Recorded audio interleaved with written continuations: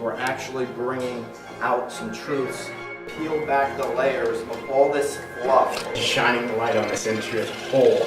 Maybe you should stay away from it.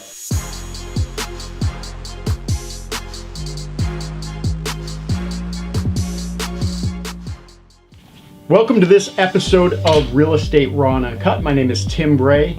Today I want to talk about how time kills deals. Not only in real estate, but in everything.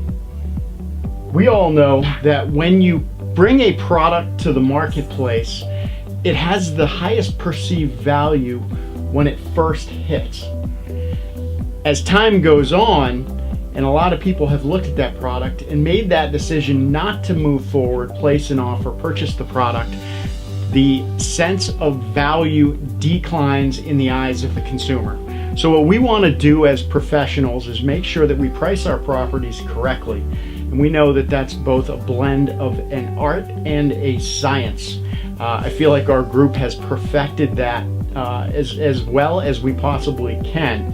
Now, the next thing that we want to look at is what else could hold back a transaction. You have to know your product. You've got to know what you're selling. If that property is waterfront, you better know the elevations. You better know if it's in an AE or a VE, the wind velocity, what it's going to cost for flood insurance. You better come armed. So what I am bringing to you today is I think that we as agents need to completely step up our game. If you think that you're going to go out, you're going to take some photos of a property, you're going to place it on the MLS, and it's just going to sell and your business is going to take off, those days are almost over. Now, that being said, in the lower price ranges right now, you can get away with just that because the inventory is so low. But as time goes on and you get into these price ranges where the consumer has options, you better believe that if you don't do your due diligence on the property, and it takes that consumer more than a split second to figure out what's going on with that property, the time that it takes is going to kill that deal.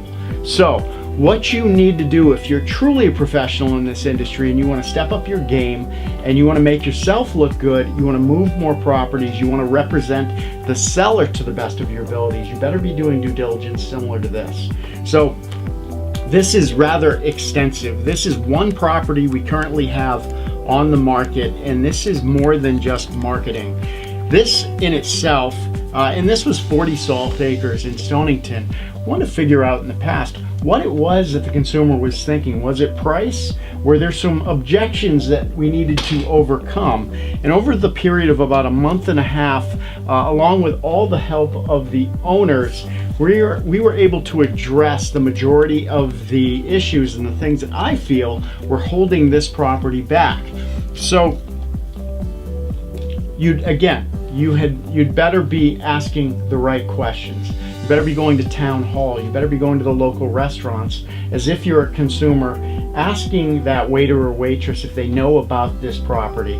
What do they think about it? What have they heard? Go to the town, talk to town officials, talk to the people at planning and zoning. Again, if you were a buyer, where would you go? What would your agent do? And what is being said about a property?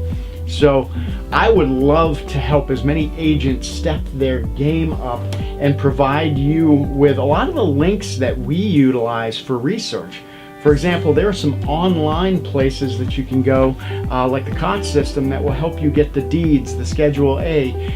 Read the deed, read the Schedule A, make sure that everything is intact. If it names, another volume and page, you should probably go to it, do your due diligence.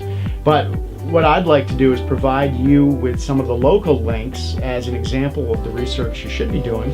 We'll also give you a copy of this property so that you can see what we did on it for due diligence. And that'll be helpful to you as an agent and also as a seller. Know that if you're thinking about placing your property on the market, it is complicated, or there are some questions that may need to be asked prior to putting it on. This would be a great way to start. It's kind of a guide for you to think about in going towards placing your property on the market. Tim Bray, Seaport Real Estate Group, bringing a level of transparency to the marketplace that's never been seen before, helping you buy low and sell high.